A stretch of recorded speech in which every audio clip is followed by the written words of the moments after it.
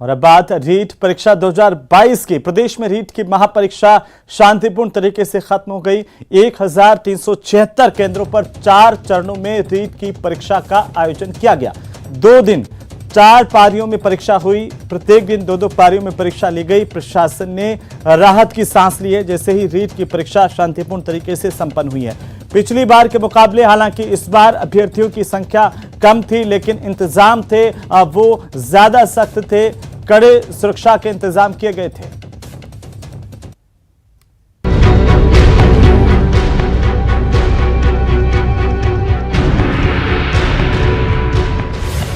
भारी सख्ती के बीच संपन्न महापरीक्षा।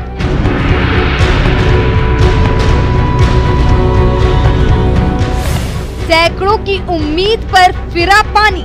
यहाँ पे 2:01 पर पहुँच गई थी। रास्ते में बहुत ज्यादा जाम था, इस कारण मैं 1.5 घंटे वहाँ पे घुसी रही। यहाँ पे इतने पुलिसकर्मी, वहाँ पे एक भी नहीं था, तो हमारी क्या गलती है इसमें? 5 मिनट लेट आई थी और मैंने एसडीएम साहब से भी खूब गुहार करी कि मेरे को ले लो अभी तक टाइम है। और पुलिस साहब से भी कहा था, सबसे बोला, पर किसने मुझे अंदर जाने नहीं दिया।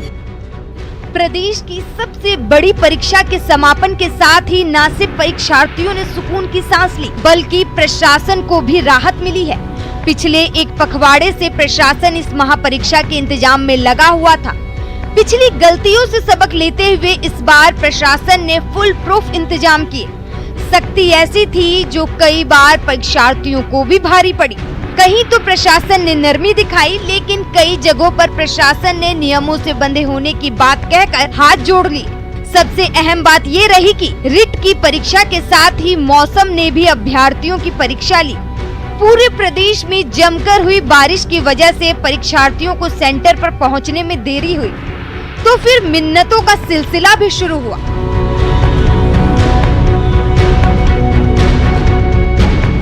आपको बता दें कि रिट की 2 लेवल में परीक्षा हुई। शनिवार को लेवल 1 की परीक्षा एक पाली में संपन्न हुई।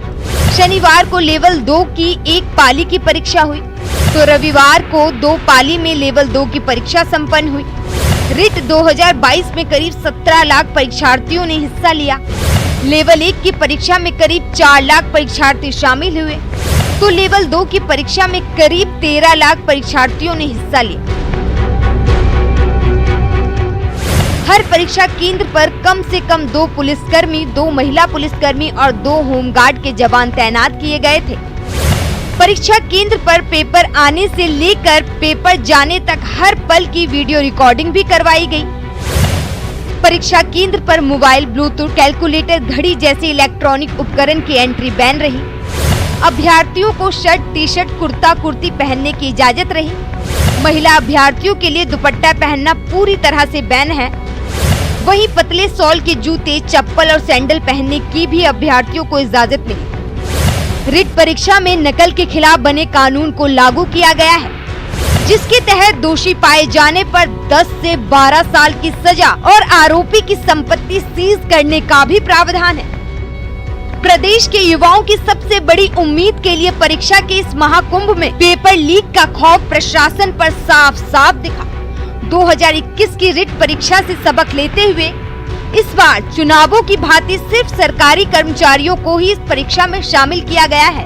करीब 17 लाख परीक्षार्थियों के भविष्य से जुड़ी इस परीक्षा का सफल संचालन न सिर्फ योग्य उम्मीदवारों के लिए बल्कि प्रशासन के लिए भी अग्नि परीक्षा से कमतर नहीं रहा।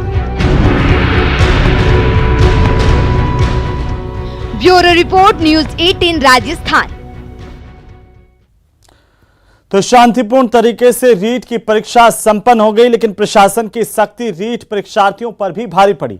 सालों की मेहनत पर चंद मिनट की देरी पानी फेर गई, या यूं कहें कि नियमों में जकड़ा प्रशासन परीक्षार्थियों के किसी भी तर्क पर भरोसा करने को तैयार नहीं हुआ। यहां तक कि बारिश की वजह से हुई देरी के बावजूद परीक्षार्थियों को 5 मिनट की भी मोहलत नहीं मिली। देखिए ये खास रिपोर्ट।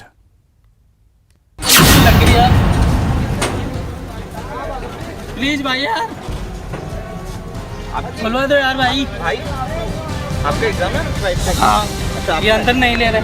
1 सेकंड। 15 मिनट लेट हो गए। एक ट्रक फंस गया, उसकी वजह से फाटक बंद था, फाटक की वजह से 15 मिनट लेट हो गए। हमारे को अंदर नहीं जाने दे रहा। ठीक है, तो अंदर वाले करेंगे जो कुछ करेंगे। हम अंदर वाले करेंगे, लेकिन अंदर वाले ले रहे नहीं है ना सर, हमारी सुन रही नहीं है ना वो। लेट क्यों गए आप? सर 15 मिनट एक ट्रक फंस गया, ट्रक की वजह से फाटक बनता है वहाँ पे, हमारे को 15 मिनट लग गए सर। पुलिस तो हमको भेज हम देती वहाँ पे है। 9:30 पहले आ गए थे, 8:30 बजे पहुँच गए थे। दोबारा गेट लगा दिया कि नहीं जाने देंगे आपको अंदर। फिर अब सर बाहर खड़ी हूँ ना, मैं तो इन टाइम के अंदर हो गई थी बस।